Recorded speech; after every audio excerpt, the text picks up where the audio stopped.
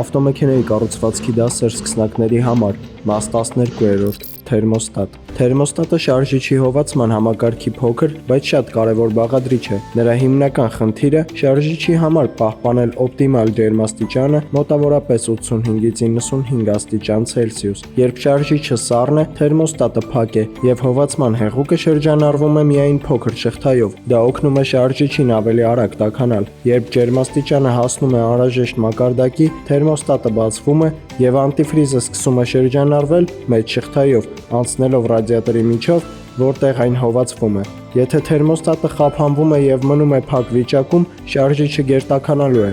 Եթե այն մշտապես բաց է, ապա շարժիչը երկար է տաքանալու եւ աշխատելու է ցածր ջերմաստիճանի պայմաններում, ինչը կհանգեցնի վառելիքի մեծ ծախսի եւ շարժիչի մաշվածության ավելացման։